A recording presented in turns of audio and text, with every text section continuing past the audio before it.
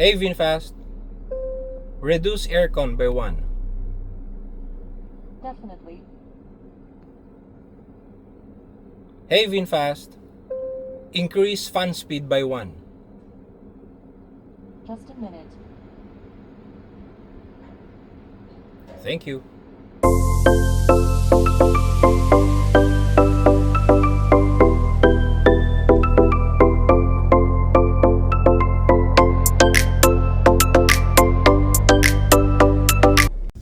Hi, hello. Welcome to another episode. Ngayong gabi, magcha-charge ako VinFast charger sa Taytay, no? Nung ginawa ko yung vlog charging na yon, wala pa yung VinFast chargers. So hindi nakasama yon sa vlog ko na yon, sa episode na yon. So tonight I plan to go to the charger, VinFast charger, and samahan nyo ako para makita nyo kung paano mag-charge ng VinFast charging station.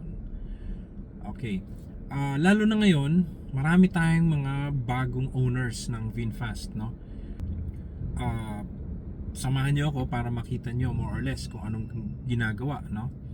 At what to expect pagdating natin dun sa charging station ng VinFast. Okay? So, this is exciting kasi dahil nung last time nga hindi nakasama sa aking charging vlog. Okay? Sige. Okay, so right now meron tayong 34% or 99 kilometers range. Okay, this is the best time mag-charge, no? Between 20% to 80%. Okay? Ito na tayo, pero makikita nyo puno, nakapila mga green GSM, ang dami. Ayan, ang dami nila, oh. Puno. Tingnan natin kung mapapagbigyan tayo. Puno eh. Ayan, thank you.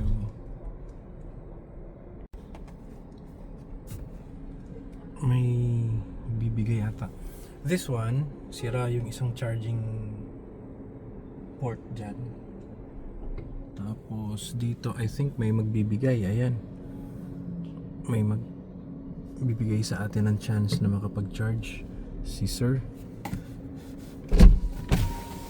Sir, okay ka na? Hindi, wala. Ano ko lang, Dok. Itabi ko lang dito. Sige. Ikaw na muna. Priority kasi namin eh. Thank you sir, thank you. So, nandito na tayo sa station. Pinagbigyan tayo, no? So, kailangan tanggalin mo muna. Ito, dalawa ang tatanggalin mo, ha. Isa, dalawa, up and down, no? Tapos kukunin na natin to. This one, ito siya, no? Pa-plug na natin. Siguraduhin lang na naka-green. Nagkapalit kasi yung cord. So ayan, so nag-charge na siya, no? Pag ganyan nag-charge na. Nakaset ako sa 80%. Sabi dito, 25 minutes lang kailangan.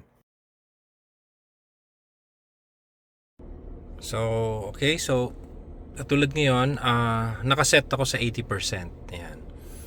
So, how about kung isinet ko siya sa 90%? So, ganyan, 90%.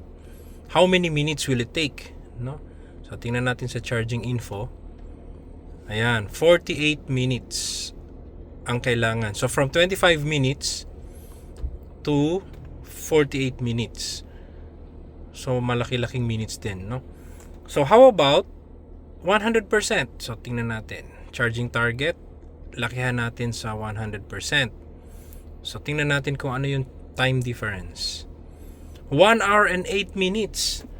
So, nakita nyo, from 90% to 100%, ganyan yung uubusin mong oras. So, for me, it's inefficient. Tama na sa akin yung hanggang 80%. It's softer to the battery, no? Mas protected yung batteries natin dyan. Bibihira lang mag 100% lang kayo or tayo kung babiyahe tayo ng malayo, ano. Pero pag dito lang city driving, pwede na 80%, enough na yan. So ayan, yung weight nung charging plug sa fast chargers ay around 1.5 kilos din. So medyo magpapalakas tayo ng mga muscles natin. Lalo na pag yung babae ang gagamit, no? So you just have to expect the 1.5 kilo weight ng charger cord. Okay?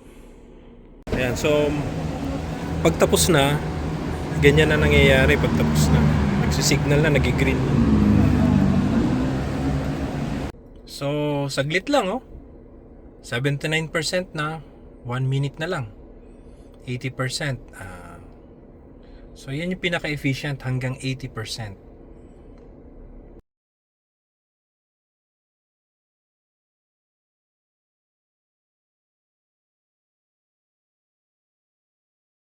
Anong name niya, Sal?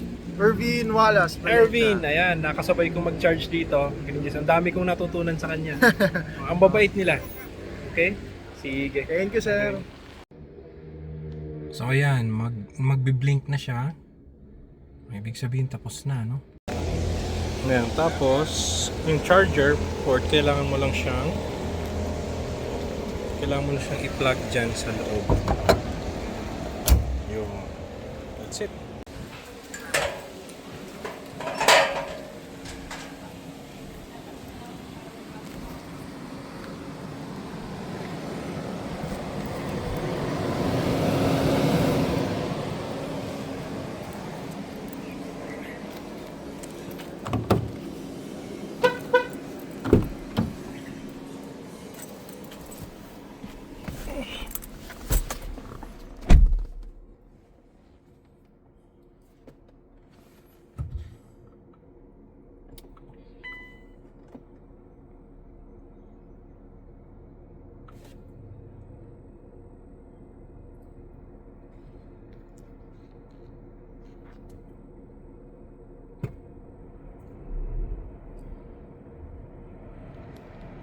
Speaking of palamig, tara magpalamig tayo.